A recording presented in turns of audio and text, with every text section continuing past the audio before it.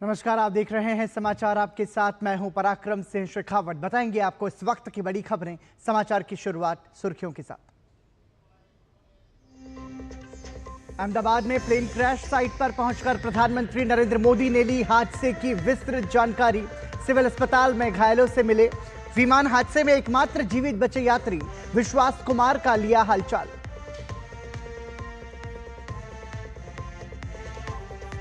अहमदाबाद में तबाही का मंजर देखकर आहत हुए प्रधानमंत्री। भीषण त्रासदी में अपनों को खोने वालों के प्रति जताई संवेदना। प्रधानमंत्री मोदी ने गुजरात के पूर्व मुख्यमंत्री विजय भाई रूपाणी के परिवार के सदस्यों से भी की मुलाकात।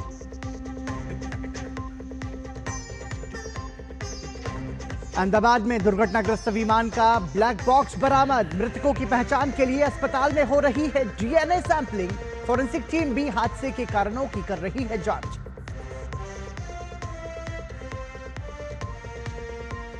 इजरायली सेना ने ईरान के सैन्य और परमाणु ठिकानों पर किए हमले में ईरान के कई बड़े सैन्य कमांडर्स की मौत। ईरान ने भी इजरायल पर दागे 100 से ज्यादा ड्रोन।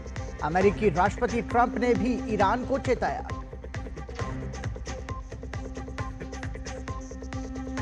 और विश्व टेस्ट चैंपियनशिप का फाइनल हुआ रोमांचक। तीसरे दिन मिशेल स्टार्क की अर्धशतकीय पारी की बदौलत ऑस्ट्रेलिया ने रखा 282 रन का लक्ष्य।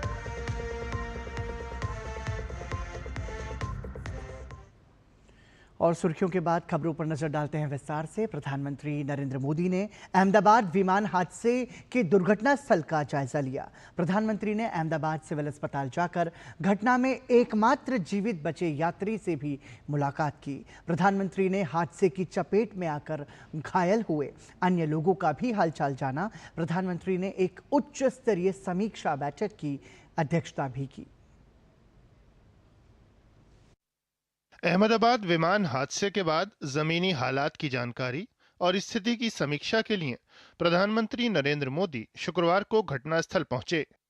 पीएम ने शीर्ष अधिकारियों से घटना की बारीकी से जानकारी ली। गुजरात के मुख्यमंत्री भूपेंद्र पटेल और केंद्रीय नागरिक उड्डयन मंत्री किंजरापू राममोहन नायडू के साथ साथ शीर्ष अधिकारी भी वहां मौजूद रहे। पीएम ने विमान के मलबे से क्षतिग्रस्त हुई हॉस्टल की इमारत का भी निरीक्षण किया। प्रधानमंत्री ने विमान हादसे में जीवित बचे एकमात्र यात्री विश्वास कुमार का भी हालचाल जाना। पीएम उनसे मिलने अहमदाबाद सिविल अस्पताल गए।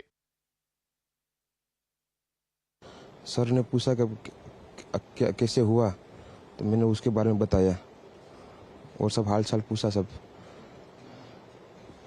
विश्वास, अगर हम जानना चाहें कि आप थोड़ा सा बता पाएं कि ये हादसा कैसे हुआ था, क्योंकि ये एक बड़ा चमत्कार है जिस तरीके से आप वहाँ से इकलौते ऐसे शख्स हैं जो जिंदा बचे। वो मेरे नज़रों के सब सामने हुआ था। मेरे खुद को भी बिलीव नहीं होता कि मैं कैसे उसमें से जिंदा बाहर निकला, क्योंकि थोड़ा टाइम लिए कि तो मेरे को लगा था कि मैं भी मरने वाला हूँ, लेकिन जब मेरी आँख खुल के मैं देखा ना तो मुझे लगा मैं जिंदा हूँ। तो मैंने ट्राई किया, जब मेरी सीट थे वो मेरी बेल्ट निकाला, मैंने वो ट्राई किया जहाँ से निकल सकता वहाँ से, तो मैं निकल गया वहाँ से। पीएम ने अहमदाबाद सिविल अस्पताल में अन्य घायलों से भी मुलाकात की। ये लोग विमान दुर्घटना की चपेट में आकर घायल हुए थे। पीएम ने इन सभी का हालचाल लिया। मेरे को बहुत अच्छा लगा, मन में बहुत अच्छा लगा। हमको मिलकर गए, हमारी चिंता बहुत करते हैं। नरेंद्र मोदी साहब को धन्यवाद। मैं जब 50 मिनट दूर था, जब पहले बड़ा सा धमाका हुआ और जो विमान का जो पेट्रोल होता है वो अग्नि मेरे सामने आई। मैं बाहर वहाँ पे रोड पे था, वहाँ पे रहता हूँ, तो क्या आवाज आया, धमाका हुआ ना, आवाज आया, आजू बाजू की पब्लिक बाहर निकली और चिल्लाने लगी और दौड़म दौड़ करने लगी थी। फिर मैंने विंडो से बाहर देखा तो ऐसे एकदम बिल्डिंग गिरती हुई दिखी, तो मुझे पहले लगा अर्थक्वेक है, तो फिर बाद में ऊपर हमारे सूटकेस फटे तो हमें पता चला। अहमदाबाद सिविल अस्पताल में इलाज करा रहे अधिकतर घायलों की हालत खतरे से बाहर है। अस्पताल में इन्हें बेहतर उपचार से जुड़ी सभी सुविधाएं उपलब्ध कराई जा रही हैं। लोगों को इमीडिएटली सारवार दी गई और मैं कहूँगा कि ये लोग अभी जो आज है, कल जब दाखिल हुए थे उससे लेकर आज बेटर भी है, इम्प्रूव हो रहे हैं एंड दे आर प्रॉबेबली। एक पेशेंट हमारा अभी आईसीयू में है और बाकी के पेशेंट 6 पेशेंट बर्न्स वार्ड में है जिनको थोड़ा बहुत बंस है, उसमें एक पेशेंट को ज़्यादा बंस है। इस दोनों को छोड़ने के बाद बाकी सारे आउट ऑफ डेंजर है। प्रधानमंत्री ने अहमदाबाद हवाई अड्डे पर एक समीक्षा बैठक भी की। बैठक में मंत्री और शीर्ष अधिकारी शामिल हुए। पीएम ने इस दुखद हादसे के पीड़ितों के प्रति संवेदना व्यक्त की। नीरज के साथ ब्यूरो रिपोर्ट, डीडी न्यूज।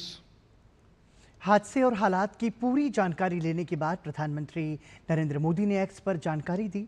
उन्होंने लिखा कि आज अहमदाबाद में दुर्घटना स्थल का दौरा किया। तबाही का मंजर दुखद है।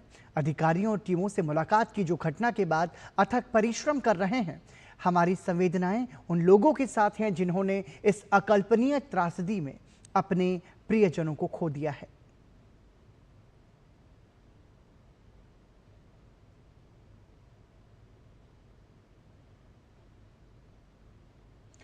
अहमदाबाद विमान हादसे में गुजरात के पूर्व मुख्यमंत्री विजय भाई रूपाणी का निधन हो गया है। प्रधानमंत्री नरेंद्र मोदी ने विजय भाई रूपाणी के परिजनों से मुलाकात की। उन्होंने विजय भाई रूपाणी के निधन पर दुख जताते हुए कहा कि चुनौतीपूर्ण समय के दौरान हमने कंधे से कंधा मिलाकर काम किया था।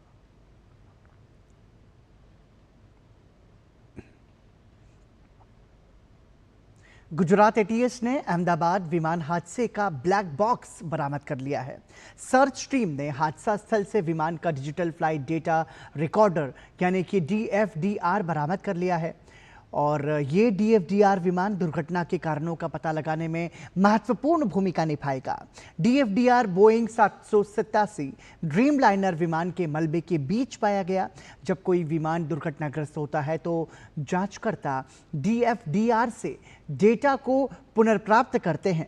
ये डेटा उन्हें ये समझने में मदद करता है कि दुर्घटना से ठीक पहले विमान के साथ क्या हो रहा था। ये पायलटों के निर्णय, विमान के यांत्रिक प्रदर्शन और बाहरी कारकों के बारे में महत्वपूर्ण सुराग प्रदान करता है।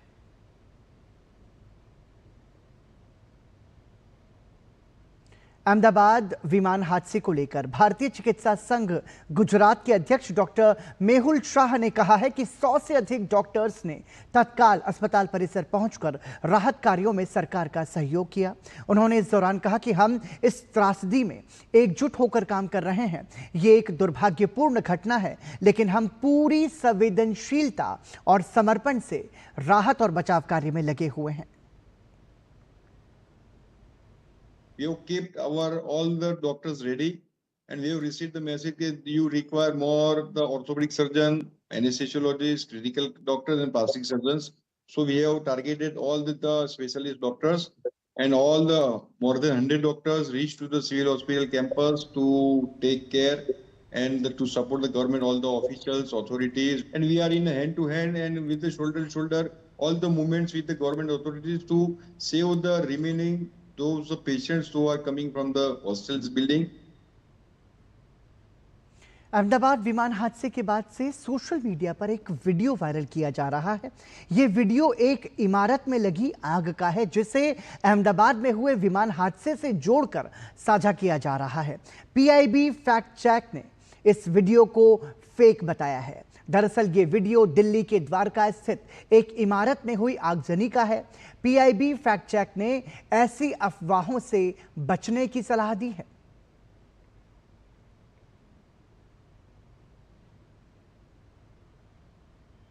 प्रधानमंत्री नरेंद्र मोदी ने अहमदाबाद विमान हादसे में जिंदा बच जाने वाले एकमात्र यात्री विश्वास कुमार से मुलाकात की। प्रधानमंत्री ने अहमदाबाद सिविल अस्पताल जाकर उनका हालचाल जाना। विश्वास कुमार से बात की हमारे संवाददाता नीरज ने। अहमदाबाद से लंदन के लिए जो फ्लाइट जा रही थी, उस फ्लाइट में 242 लोग सवार थे और उनमें 2 पायलट थे और इसके अलावा 10 क्रू मेंबर थे और 230 जो आम लोग थे, जिसमें विदेशी भी शामिल थे। विश्वास कुमार इस समय हमारे साथ हैं। आपको बता दें कि विश्वास कुमार इकलौते ऐसे शख्स हैं जो उस हादसे में जिंदा बचे और ये एक तरीके से चमत्कार है, क्योंकि ऐसे चमत्कार बहुत ही कम देखने को मिलते हैं। प्रधानमंत्री यहाँ पर पहुंचे, विश्वास कुमार से उन्होंने बातचीत की, उनका हालचाल जाना। सर ने पूछा कि कैसे हुआ, तो मैंने उसके बारे में बताया और सब हालचाल पूछा सब। विश्वास, अगर हम जानना चाहें कि आप थोड़ा सा बता पाएं कि ये हादसा कैसे हुआ था, क्योंकि ये एक बड़ा चमत्कार है जिस तरीके से आप वहाँ से इकलौते ऐसे शख्स हैं जो जिंदा बचे। वो मेरे नज़रों के सब सामने हुआ था। मेरे खुद को भी बिलीव नहीं होता कि मैं कैसे उसमें से जिंदा बाहर निकला, क्योंकि थोड़ा टाइम लिए के तो मेरे को लगा था कि मैं भी मरने वाला हूँ, लेकिन जब मेरी आँख खुल के मैं देखा ना तो मुझे लगा मैं जिंदा हूँ। तो मैंने ट्राई किया, जब मेरी सीट थे वो मेरी बेल्ट निकाला, मैंने वो ट्राई किया जहाँ से निकल सकता वहाँ से, तो मैं निकल गया वहाँ से। मेरे नज़रों के सामने एयर हॉस्टल और दूसरे आंटी अंकल सभी उसमें मिस हो गए थे सभी। अच्छा, थोड़ा सा बता पाएं, जब जैसे ही टेक ऑफ हुई फ्लाइट, क्या हुआ था और अचानक से ये कैसे हादसा हुआ? टेक ऑफ के बाद 1 मिनट के अंदर ही जब टेक ऑफ हुआ ना तो सडनली 5-10 सेकंड कैसे लगा जैसे स्टक हो गया वो। बाद में से मेरे को लगा कि कुछ हुआ। बाद में प्लेन में लाइट ऑन हो गई, ग्रीन और वाइट। बाद में वो पता नहीं, वो प्लेन टेक ऑफ ज़्यादा करने के लिए वो रेस तो बोलते हैं क्या, रेस दिया होगा ऐसा कुछ, और सीधा स्पीड में ही घुस गया जहाँ वो क्या था वो हॉस्टल था, एक हॉस्पिटल का। हाँ, हॉस्टल में। और सब सामने सब हुआ। ये जब फ्लाइट जब क्रैश हुई, उस समय हॉस्टल पे लैंड की थी, उसी समय आप बाहर निकले थे? नहीं, क्योंकि आई थिंक मेरे को जब मैं जो साइड पे था ना, वो साइड हॉस्टल पे नहीं लैंड हुई थी। हॉस्टल के जो ग्राउंड फ्लोर है ना, जैसे नीचे, वहाँ लैंड हुई थी। तो मुझे दूसरे के बारे में मेरे को पता नहीं, लेकिन मैं जहाँ लैंड हुआ था ना वो नीचे की साइड थी। तो जब वहाँ थोड़ा पेस भी था प्लेन के जब बाहर, तो जब जैसे मेरा डोर टूटा ना सब, तो मैंने देखा ना जब सामने कि थोड़ा इधर पेस है, तो मैं ट्राई कर सकता हूँ निकलने के लिए। तो मैंने ट्राई किया निकलने के लिए, तो फिर मैं निकल गया उधर, क्योंकि अपोजिट साइड पे थे ना, वो बिल्डिंग का वो था ना दीवार, तो उधर से कोई शायद नहीं निकल सका होगा, क्योंकि उधर पूरा उधर ही क्रैश हुआ था।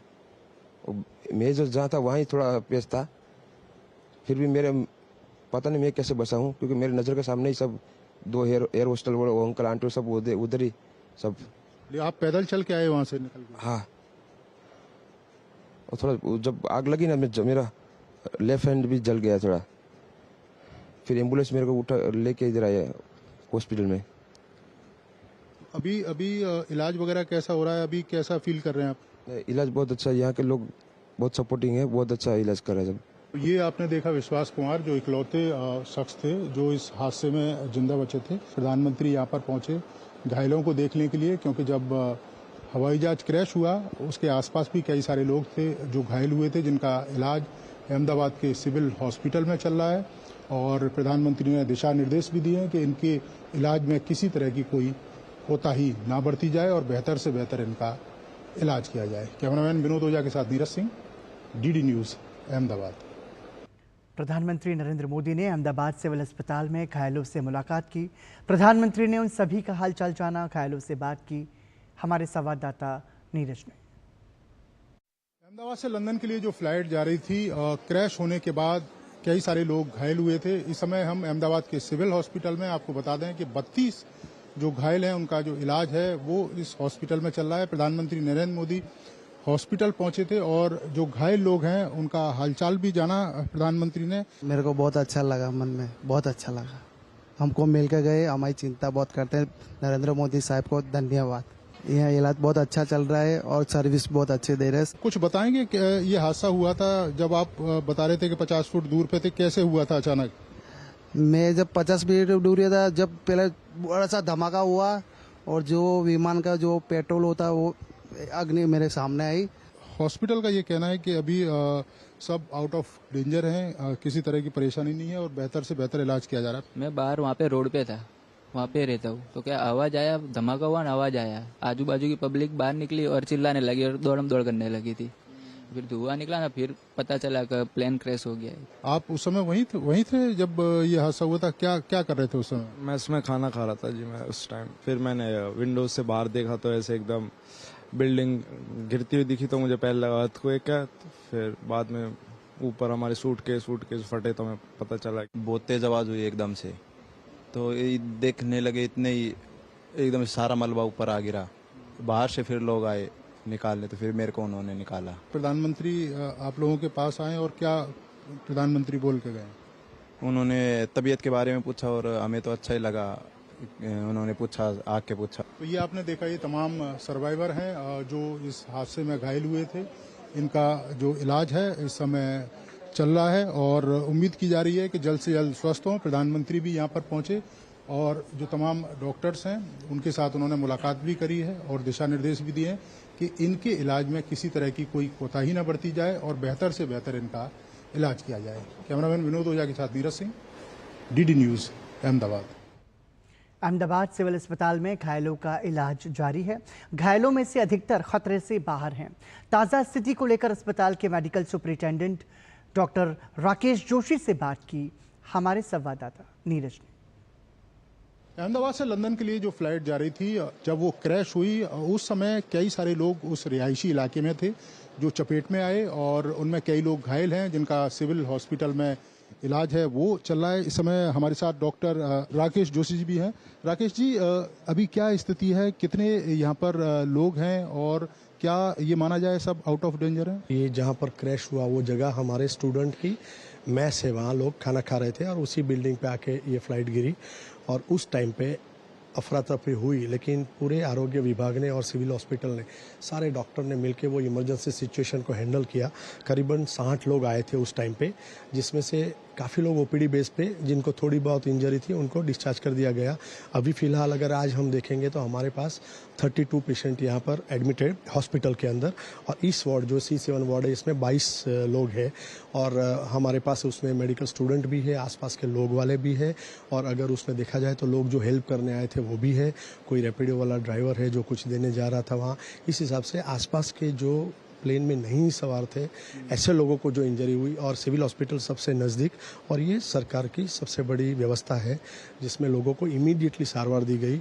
और मैं कहूँगा कि ये लोग अभी जो आज है, कल जब दाखिल हुए थे उससे लेकर आज बेटर भी है, इम्प्रूव हो रहे हैं एंड दे आर प्रॉबेबली। एक पेशेंट हमारा अभी आईसीयू में है और बाकी के पेशेंट 6 पेशेंट बर्न्स वार्ड में हैं जिनको थोड़ा बहुत बर्न्स है, उसमें एक पेशेंट को ज़्यादा बर्न्स है। इस दोनों को छोड़ने के बाद बाकी सारे आउट ऑफ डेंजर है। तो जो केस यहाँ पर हैं, जैसे आप बर्न के केस बता रहे हैं, तो उसको लेकर इंतजाम प्रॉपर है यहाँ पर? यस, हमारे पास पूरा बर्न्स यूनिट है, एक प्लास्टिक सर्जरी डिपार्टमेंट है, बर्न्स वार्ड है, तो पूरे इंतजामात है, कोई चिंता करने की ज़रूरत नहीं है। एक्सपीरियंस डॉक्टर है, सारी चीज़ें यहाँ अवेलेबल है एंड सारे लोग बहुत ही लागनी से जुड़ के काम कर रहे हैं और एक एक व्यक्ति को अच्छा करके यहाँ से विदाई करने की सोच रखते हैं। चलिए, धन्यवाद। तो ये डॉक्टर साहब हमें बता रहे थे कि अभी जितने लोग यहाँ पर हैं एडमिट हैं वो सभी सुरक्षित हैं और आप देखें कि ये वो लोग हैं जब प्लेन क्रैश हुआ था उस समय रिहायशी इलाकों में ये लोग रहते थे और इसमें कई सारे मेडिकल स्टूडेंट भी हैं जो उस क्रैश प्लेन की चपेट में आए थे और इन लोगों का जो अहमदाबाद का सिविल हॉस्पिटल है वहाँ पर इलाज चल रहा है। इलाज की बेहतर व्यवस्था की जा रही है। किसी तरह की कोई जो परेशानी है वो इन पेशेंटों को नहीं होने दी जा रही और ये कह सकते हैं कि ये भी एक तरीके का चमत्कार ही है क्योंकि जब प्लेन क्रैश हुआ उस समय ये लोग आसपास ही थे और लेकिन सुरक्षित यहाँ पर पहुँचे। सिविल हॉस्पिटल पास ही था और यही कारण है कि इनका बेहतर तरीके से इलाज भी संभव हो पाया। 32 टोटल लोग हैं जो खतरे के कह सकते हैं कि आप खतरे से बाहर हैं। 1 और 2 पेशेंट हैं जिनकी स्थिति थोड़ी सी गंभीर है लेकिन डॉक्टरों का कहना है कि उनको भी जल्द से जल्द स्वस्थ करने की कोशिश की जाएगी। कैमरामैन ओझा के साथ नीरज सिंह, डीडी न्यूज़, अहमदाबाद। और इसी के साथ यहाँ रुक रहे हैं एक ब्रेक के लिए। देखते रहिए डीडी न्यूज़। असम का चाय वर्ल्ड फेमस है, सबको पता है। चाय बहुत आगे जाएगी, विश्व में नंबर 1 में रहेगी। 200 glorious years of Assamti. The saga will continue for many more centuries to come.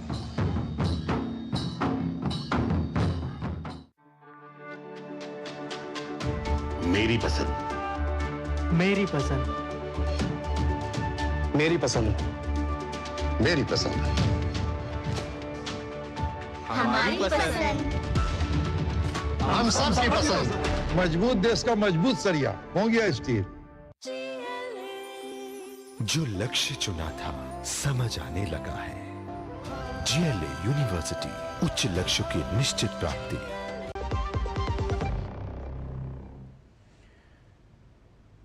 एक बार फिर आपका स्वागत। आप देख रहे हैं समाचार और जैसा कि हमने आपको ब्रेक पर जाने से पहले बताया कि अहमदाबाद में अब जो प्लेन क्रैश में विमान हादसे में जो घायल थे उनका इलाज जारी है और इस बीच जो है एक ब्लैक बॉक्स भी मिल चुका है। अब हालांकि इस पर पूरी तरीके से इसकी जांच की जाएगी और इस पर ज़्यादा जानकारी के लिए हमारे साथ जुड़ रहे हैं हमारे सहयोगी अहमदाबाद से मेघना देव। मेघना, सीधे तौर पर समझना चाहेंगे कि अभी वर्तमान में क्या कुछ स्थिति है, क्या अपडेट है? जैसा कि बताया जा रहा है कि ब्लैक बॉक्स जो है वो बरामद किया गया है, बहुत महत्वपूर्ण है ये, जिसके जरिए कई महत्वपूर्ण जो जानकारी है प्लेन क्रैश से रिलेटेड वो हम सभी के सामने होगी। बिल्कुल, देखिए ब्लैक बॉक्स जो है वो फ्लाइट डेटा, कॉकपिट ऑडियो को रिकॉर्ड करता है। उसके साथ ही एक्सपर्ट्स को इसमें मदद मिलती है कि वो इन्वेस्टिगेट कर सके क्रैशेस को और एयर सेफ्टी को इम्प्रूव करने में भी इससे मदद मिलती है।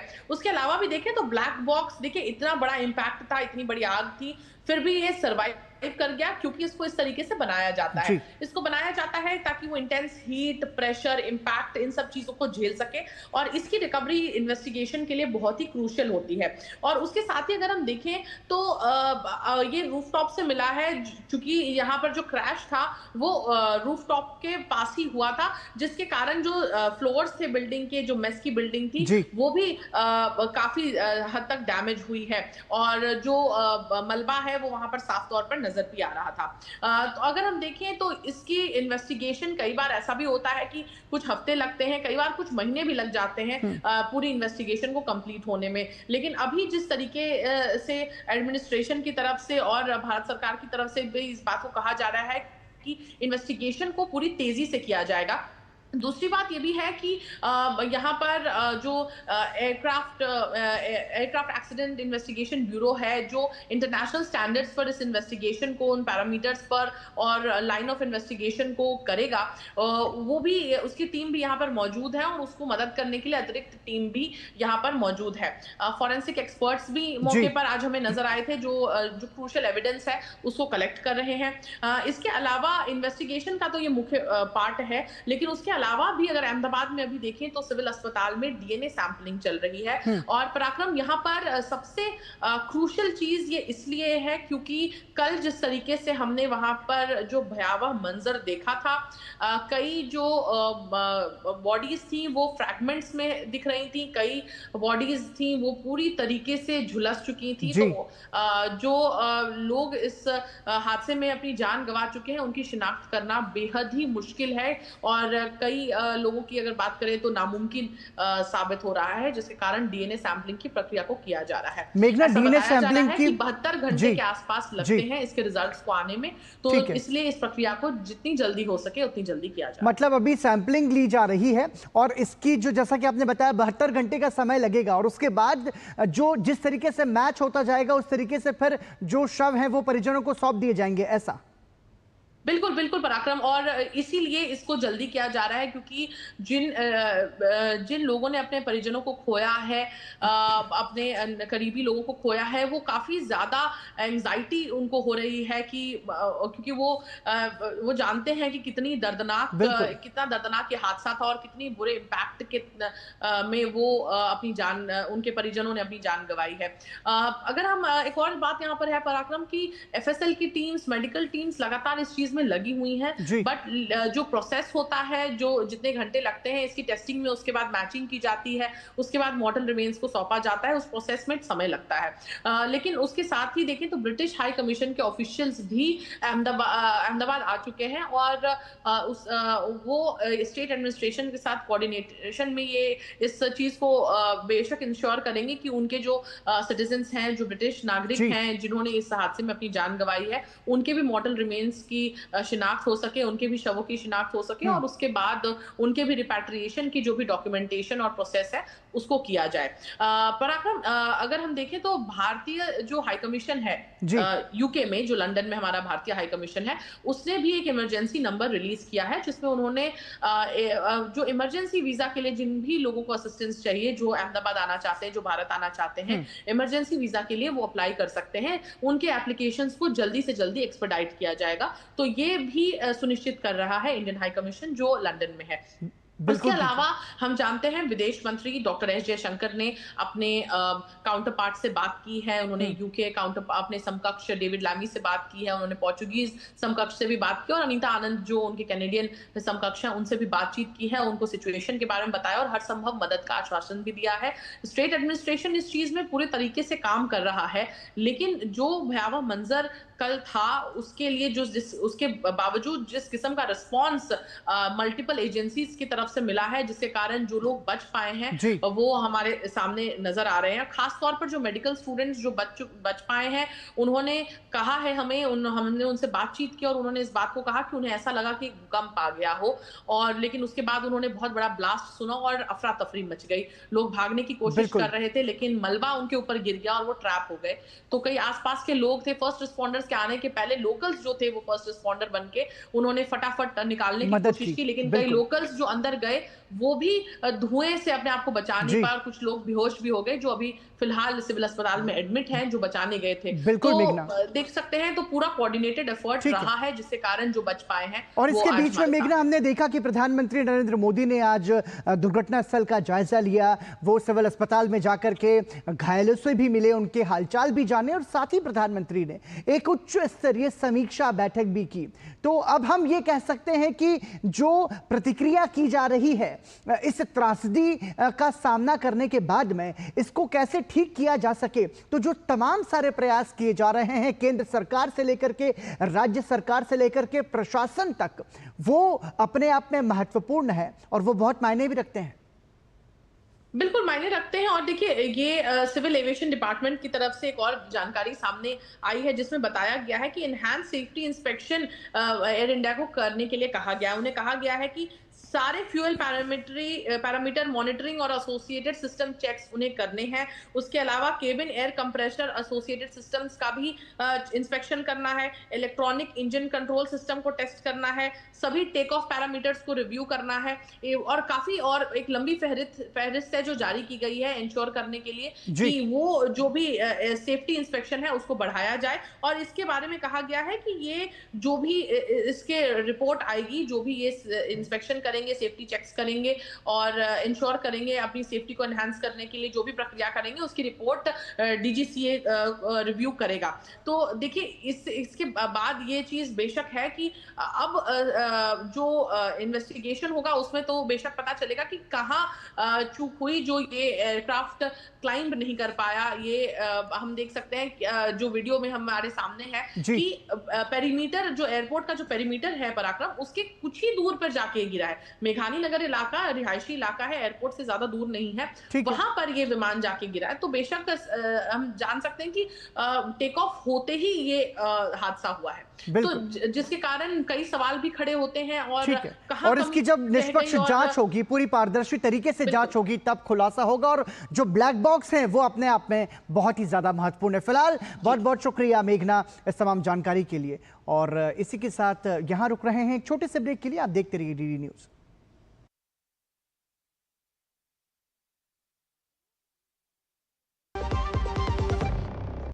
जब धरती चीर कर निकलता है लोहे का पत्थर और मिलता है मोंगिया के जोश से, फिर तपता है, पिघलता है और बनता है फौलाद।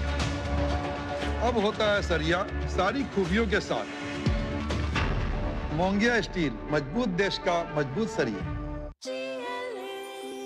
जो लक्ष्य चुना था समझ आने लगा है। जीएलए यूनिवर्सिटी, उच्च लक्ष्य की निश्चित प्राप्ति।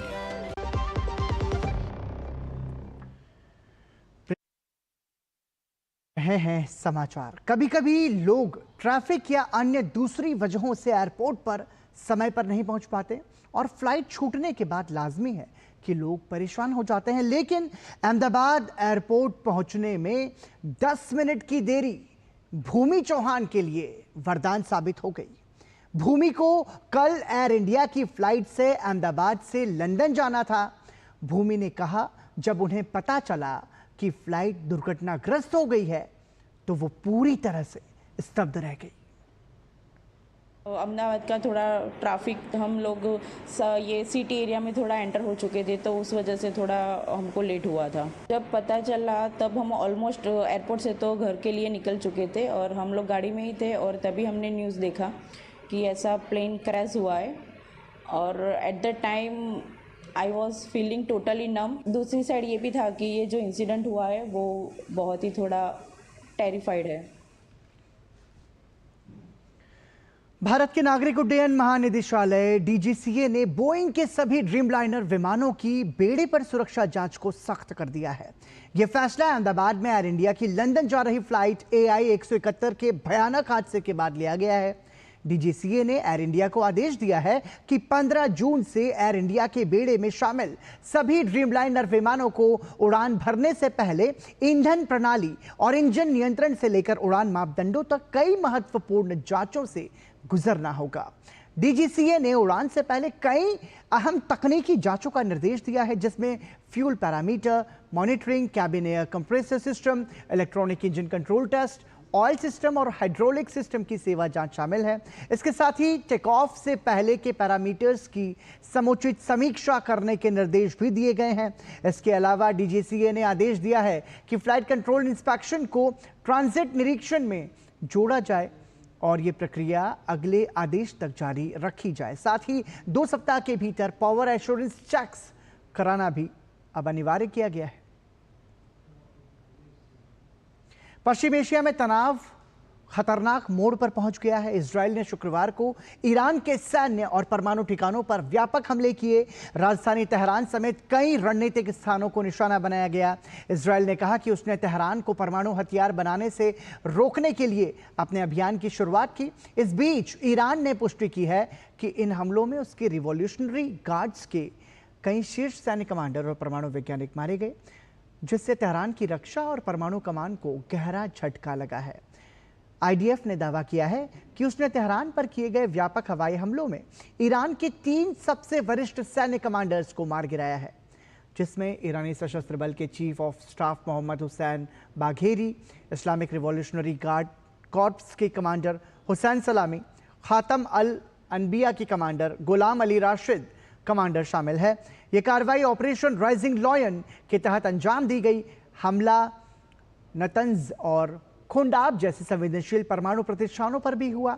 इजरायली सेना ने दावा किया है कि ईरान ने हमलों के तुरंत बाद करीब 100 सशस्त्र ड्रोन इजरायल की ओर दागे, जिसमें उसने अधिकांश ड्रोन को इंटरसेप्ट कर दिया।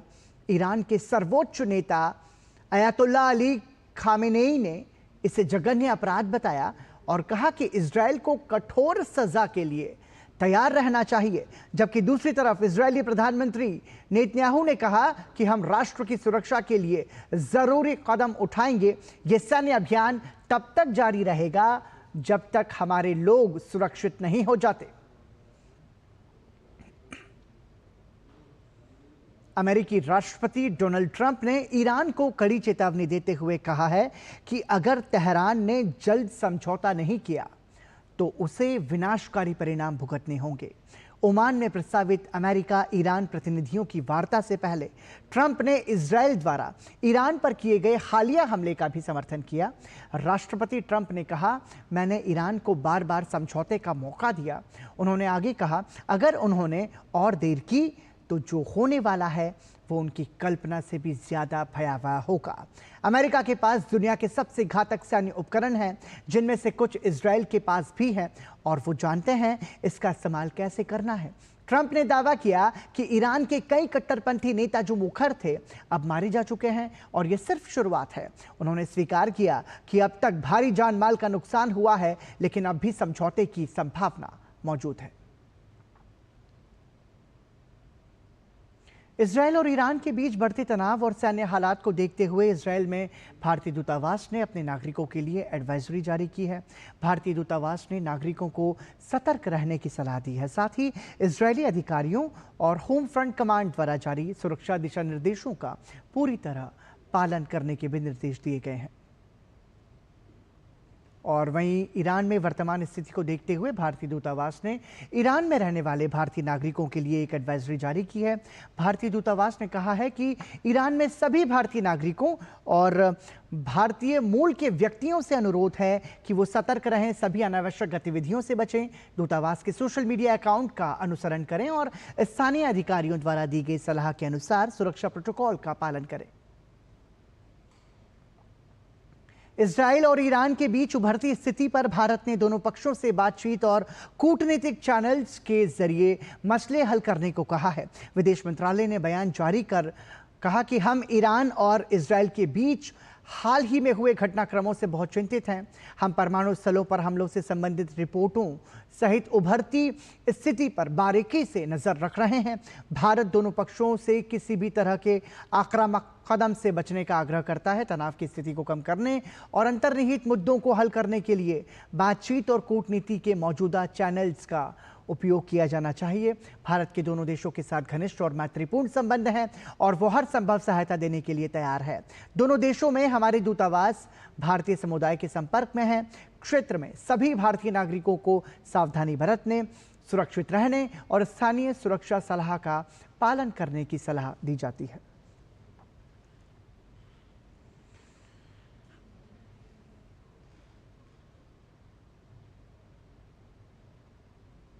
भारत के विदेश मंत्री डॉक्टर एस जयशंकर फ्रांस के मार्से में रायसीना भूमध्य सागरीय 2025 सम्मेलन में शामिल हुए।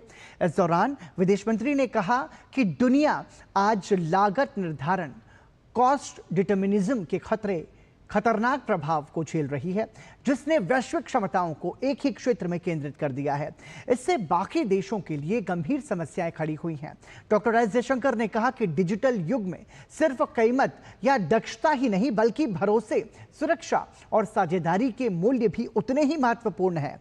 उन्होंने यूरोप में फ्रांस को सबसे भरोसेमंद साझेदार बताया।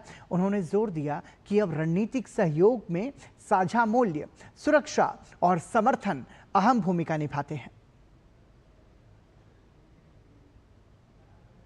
One of the things which has gone wrong with the world is a kind of cost determinism by which choices have been made. And the result of that cost determinism is we have ended up with an over concentration of capabilities in one geography, which is creating problems for everybody else. I again join my colleague in saying it's not just, price points and economic efficiencies, particularly in a digital era, which is very different from a manufacturing era. I think there are many other sensitivities, even embedded in products and services.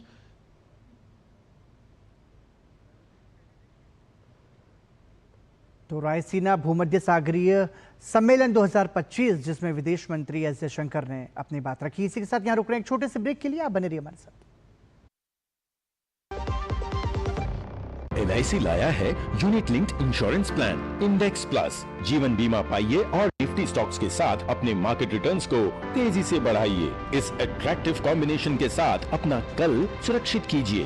सिर्फ 2,500 रुपए monthly premium से शुरुआत कीजिए। आज ही LICindia.in पर जाएं। मेरी पसंद, मेरी पसंद, मेरी पसंद, मेरी पसंद,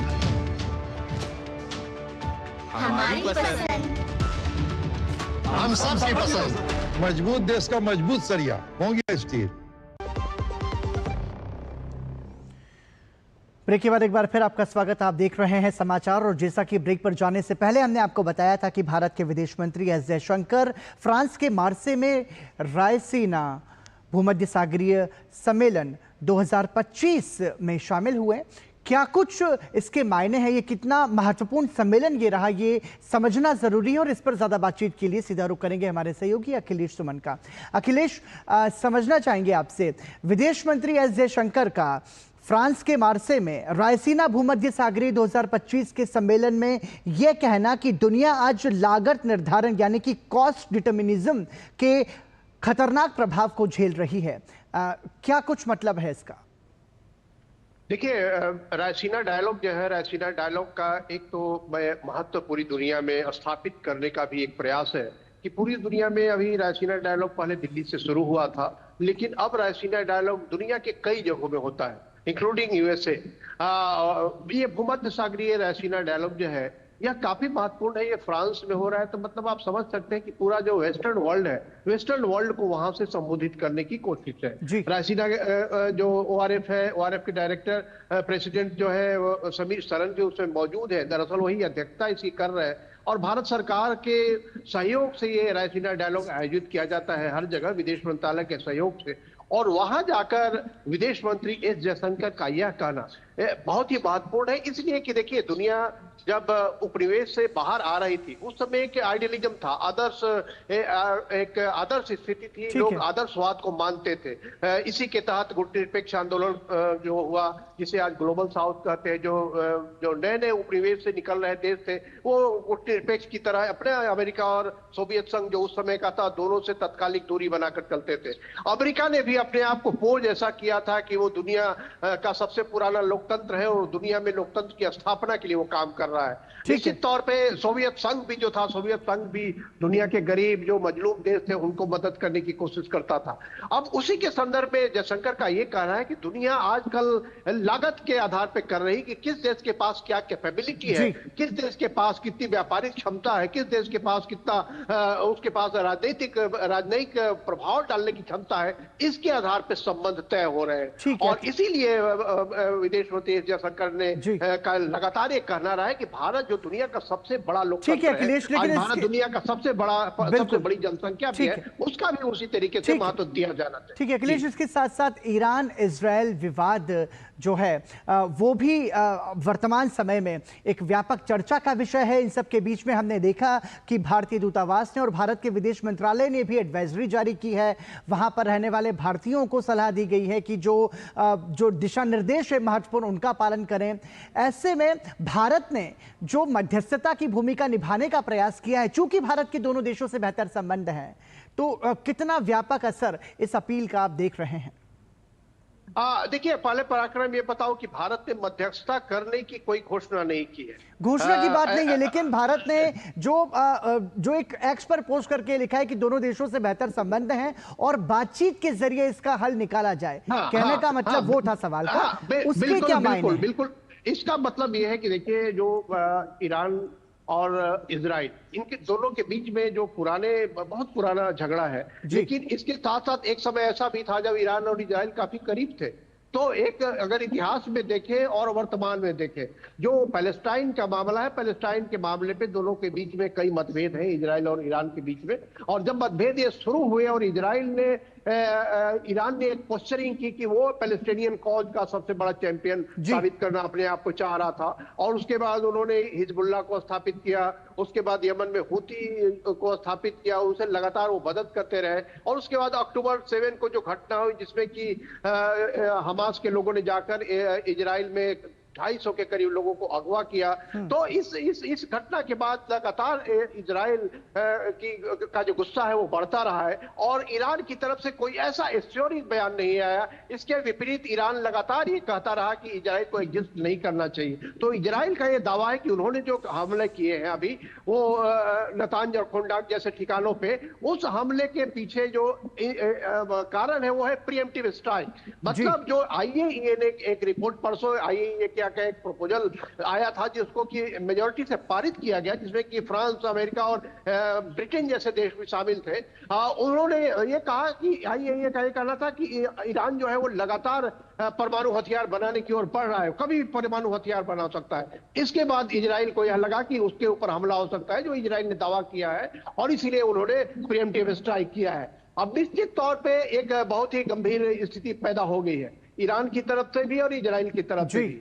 अब ईरान और अमेरिका के बीच में रविवार को वार्ता होनी थी और उस वार्ता में जो बातें होनी थी, उस वार्ता के होने के पहले ही आज अगर ये स्ट्राइक हुआ है तो निश्चित तौर पे ईरान पे एक दबाव बनाने की कोशिश थी, लेकिन आज ईरान ने मना कर दिया कि वो उस वार्ता में अब शामिल नहीं होगा।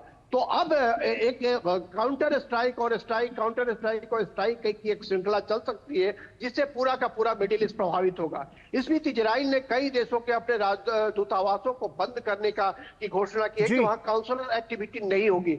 तो निश्चित तौर पे ये मामला जो है वो बहुत तेजी से टकराव की ओर बढ़ रहा है और ऐसे में भारत ने एक अपील जारी की है कि ऐसे में दोनों को डायलॉग और डिप्लोमेसी बातचीत करके जो बातचीत की प्रक्रिया चल रही थी उस बातचीत की प्रक्रिया को चला के और इस मसले का हल निकालना चाहिए, क्योंकि ये जो द्वंद्व है ये जो है वो कोई ऐसा द्वंद्व नहीं है, प्रॉपर्टी का इशू नहीं है ईरान और इजराइल के बीच में। एक सांकेतिक इजराइल को डर लगता है और ईरान को लगता है कि उन्हें बनाने का परमाणु हथियार। लेकिन अखिलेश, इन सबके बीच में बेंजामिन नेतन्याहू बोल रहे हैं कि ये जो ऑपरेशन है, ये जो लड़ाई है, ये जारी रहेगी जब तक हमारे जो नागरिक है वो सुरक्षित नहीं रहते। और दूसरी तरफ डोनाल्ड ट्रंप ये कह रहे हैं कि ईरान या तो समझौता करे या फिर भुगते। ये जो समीकरण है वो क्या बन रहे हैं इसके जरिए? निश्चित तौर पे देखिए, अमेरिका की लगातार ये कोशिश रही है कि ईरान को परमाणु हथियार से मुक्त किया जाए। ईरान के पास परमाणु हथियार नहीं होने चाहिए, इस बात के लिए लगातार अमेरिका कोशिश करते रहा है। इसके लिए कई सैंक्शन भी उन्होंने लगाए हैं, क्योंकि न्यूक्लियर प्रोलिफरेशन ट्रीटी एक हमें ईरान ने हस्ताक्षर किया था, उसके बाद वो वापस बाहर आ गया उससे। तो इसलिए अमेरिका की लगातार ये कोशिश थी। इस बार जब डोनाल्ड ट्रंप राष्ट्रपति बने तो उन्होंने एक बार और कोशिश की, उनको लगा कि वे ईरान को समझा लेंगे, ईरान को परमाणु हथियार त्यागने के लिए वो राजी कर लेंगे, लेकिन ऐसा उनको लग नहीं रहा है। और इसीलिए इजराइल ने जो हमला किया है, वो इजराइल के हमले के बाद पहले तो डोनाल्ड ट्रंप ने कहा कि उन्हें इस बात की जानकारी थी, लेकिन मार्को रूबियो जो उनके सेक्रेटरी ऑफ स्टेट है, उन्होंने कहा कि इसमें अमेरिका शामिल नहीं है। लेकिन अभी थोड़ी देर पहले डोनाल्ड ट्रंप ने खुद ट्रूथ सोशल, जो उनका एक सोशल मीडिया है, उसमें उन्होंने कहा कि ईरान को कई बार समझाने की कोशिश की गई, लेकिन ईरान इस बात के लिए मान नहीं रहा है और ईरान के सामने यह सुनहरा मौका है, या तो वो करे और नहीं तो वो भुगतने के लिए तैयार हो। तो इसका मतलब ये है कि ईरान के लिए सख्त संदेश है कि ईरान को अपने न्यूक्लियर हथियार की तैयारी को पूरी तरह से बंद करना होगा, और नहीं तो मुझे लगता है कि इस बार टकराव बहुत गंभीर है। यूरोप पूरी तरह से इजराइल के साथ है, अमेरिका और यूरोप इस मामले में पूरी तरह से एक साथ है। निश्चित तौर पे रूस और तुर्की जैसे देश कुछ थोड़ा सा इसका निश्चित तौर पे विरोध कर रहे हैं। चीन थोड़ा सा अपुष्ट रूप में इसको कह रहा है, कंडेम कर रहा है, लेकिन चीन भी पूरी तरह साथ नहीं है ईरान के। तो एक मसला है जो ईरान को इस मसले पर गंभीरता से सोचने की अपील सारे लोग कर रहे हैं कि ईरान सोचे, और इसीलिए भारत ने कहा है कि बातचीत से इस मसले का हल निकाला जाए, जो मतभेद है उस मतभेद को दूर किया जाए। लेकिन पराक्रम एक बात यह है कि भारत की लगातार ये रही है कि जो समझौता आपने किया है, ईरान ने अगर समझौता एनपीटी पे किया है तो उस एनपीटी का ईरान को सम्मान करना चाहिए, उसके लिए जो कर सकते हैं वो किया जाना चाहिए। और भारत और ईरान के संबंध जो है वो रहेंगे, भारत और इजराइल के संबंध है वो भी रहेंगे। बहुत बहुत धन्यवाद अखिलेश सुमन इस तमाम जानकारी के लिए।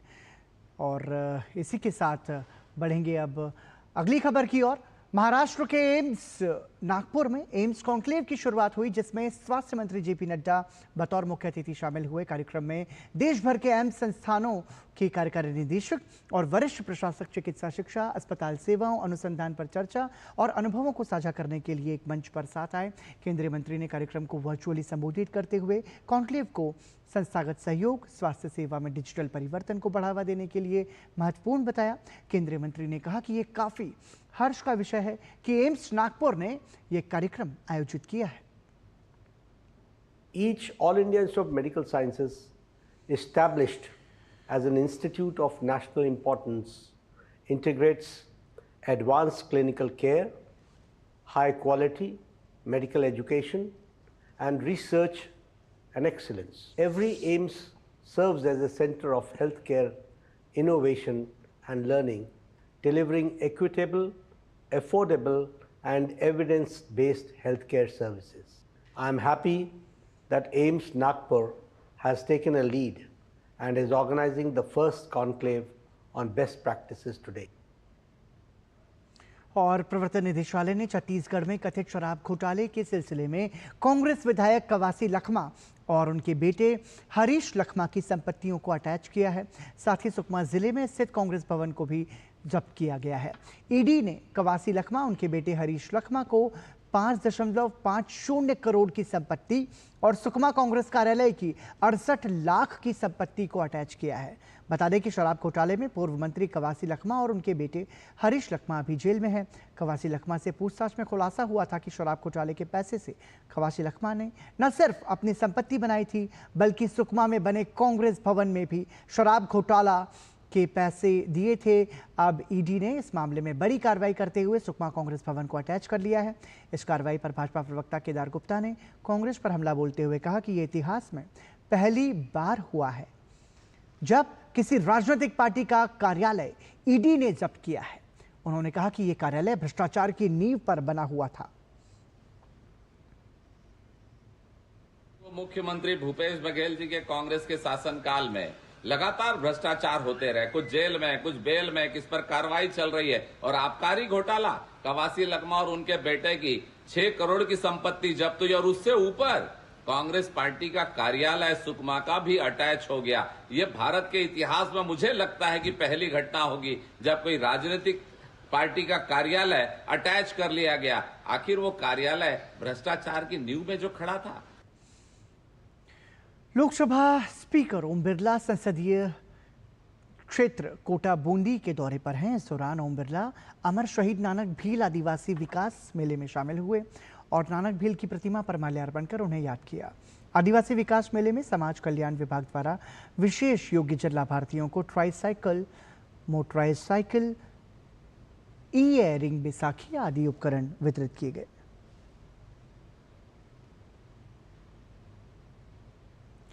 केंद्रीय मत्स्य पालन पशुपालन मंत्री राजीव रंजन सिंह मध्य प्रदेश के इंदौर में आयोजित अंतर्देशीय मत्स्य पालन जलीय कृषि सम्मेलन 2025 में शामिल हुए। इस अवसर पर उन्होंने कहा कि भारत मछली उत्पादन में दुनिया में दूसरे स्थान पर है। पिछले 10 सालों में मछली उत्पादन 134% बढ़ा है। मत्स्य पालन क्षेत्र में 103% की वृद्धि हुई है। उसमें अंतर्देशीय क्षेत्रों में मछली पालन का योगदान सबसे ज्यादा है।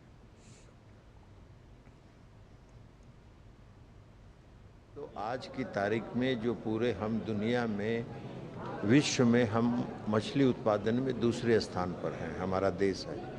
और उसमें 70% जो सहयोग है वो अंतर्देशीय राज्यों का सहयोग है। लगभग 137% का ग्रोथ हुआ है पिछले 10 वर्षों में आदरणीय प्रधानमंत्री नरेंद्र मोदी जी के प्रयासों के कारण। उनके जो इनिशिएटिव लिए गए मछली के उत्पादन को बढ़ाने के लिए, उसका कारण है। लेकिन आज भी हम लोग ये मानते हैं कि जो अंतर्देशीय राज्य हैं उसमें मछली के उत्पादन को और बढ़ाने के अपार संभावनाएं हैं। और उन संभावनाओं को तलाशने के लिए हम लोगों ने आज यहाँ जो अंतर्देशीय राज्य हैं उनके मंत्रियों के साथ, राज्य सरकारों के साथ चर्चा की है। बांग्लादेश में रविंद्रनाथ टैगोर के घर पर हुए हमले की त्रिपुरा के मुख्यमंत्री माणिक साहा ने निंदा की। उन्होंने कहा कि ऐसा नहीं होना चाहिए था। मैं खुद एक बंगाली हूं, इसलिए मैं स्तब्ध हूं। जिन लोगों ने ऐसा किया वो भी बंगाली थे। बांग्लादेश सरकार को इसमें शामिल सभी लोगों के खिलाफ मामला दर्ज कर कार्रवाई करनी चाहिए। और एंसेस्ट्रल प्रॉपर्टी विश्व कवि रविन्द्रनाथ ठाकुर का वहाँ पर बहुत सारे किताब भी उन्होंने लिखा, नॉवेल भी लिखे हैं। और वहाँ जाके जिस तरह तोड़फोड़ किया है, ये सचमुच ये होना नहीं चाहिए। मैं बंगाली होके मैं तो खुद ही हैरान हो गया। और जो लोग किया है वो भी बंगाली है। और इंडिया का जो नेशनल एंथम है, जिन्होंने क्रिएट किया उनको ऊपर आप ऐसा कर रहे हो, ये गलत बात है। मैं अभी जो गवर्नमेंट है वहाँ, इनको मैं कहना चाहता हूँ जो इसमें शामिल है उन लोगों को दे शुड बुक देम, और जो कानून जो चाहिए उस कानून के हिसाब से उनका कार्रवाई किया जाए।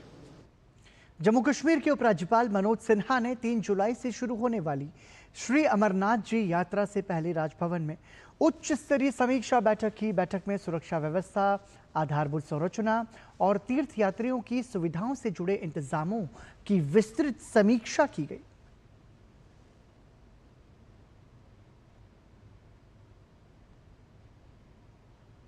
बिहार के मुख्यमंत्री नीतीश कुमार ने सामाजिक सुरक्षा पेंशन योजना और मुख्यमंत्री कन्या उत्थान योजना के लाभार्थियों के खाते में 271 करोड़ 15 लाख रुपए की राशि भेजी। इस अवसर पर उप मुख्यमंत्री सम्राट चौधरी, समाज कल्याण विभाग के मंत्री मदन साहनी भी मौजूद रहे।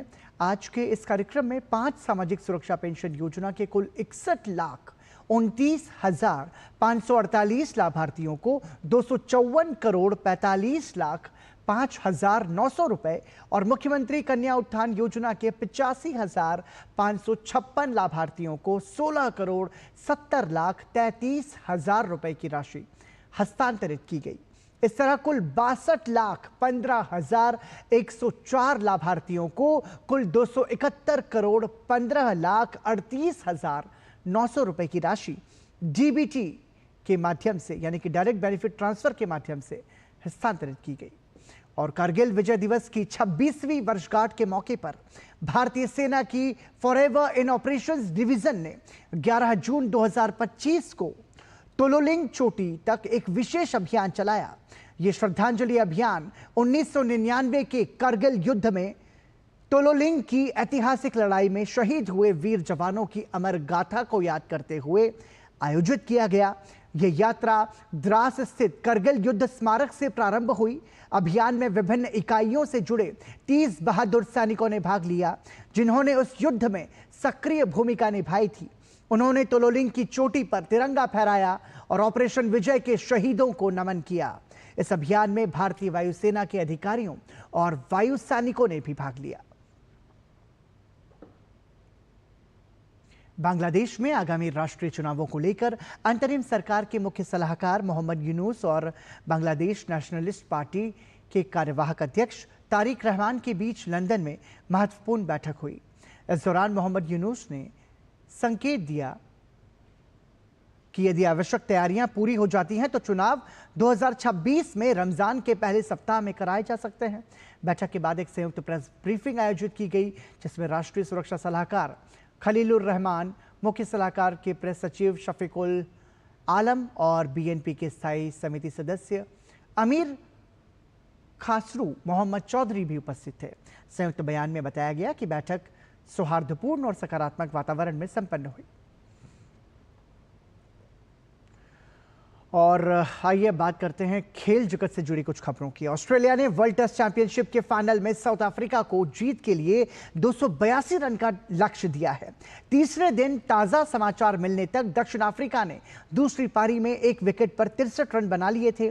दूसरी पारी में अफ्रीकी पारी की शुरुआत अच्छी नहीं रही। रायन रिकेल्टन को 6 रन पर स्टार्क ने पवेलियन भेजकर टीम को पहली सफलता दिलाई। इसके बाद एडन मार्क्रम और वियान मुल्डर ने पारी को संभाला और रन बनाना जारी रखा। इससे पहले दूसरी पारी में ऑस्ट्रेलिया ने 8 विकेट गंवाकर 144 के स्कोर से आगे खेलना शुरू किया। तेज गेंदबाज मिशेल स्टार्क की जुझारू पारी की बदौलत टीम 200 का आंकड़ा पार करने में सफल हुई। स्टार्क 58 रन बनाकर नाबाद लौटे। उन्होंने 10वें विकेट के लिए जोश हेजलवुड के साथ 59 रन की साझेदारी की। वहीं एलेक्स कैरी ने 43 रन और मार्नस लाबुशेन ने 22 रन बनाए। साउथ अफ्रीका की ओर से कगिसो रबाडा को 4, लुंगी एनगिडी को 3 विकेट मिले।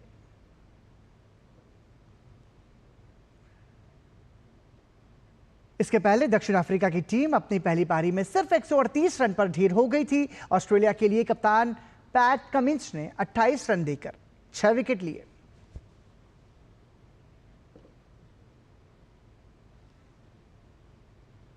और इसी के साथ ही समाचार में अभी के लिए इतना ही, लेकिन डीडी न्यूज़ पर खबरों का सफर लगातार जारी है। दीजिए अनुमति। नमस्कार।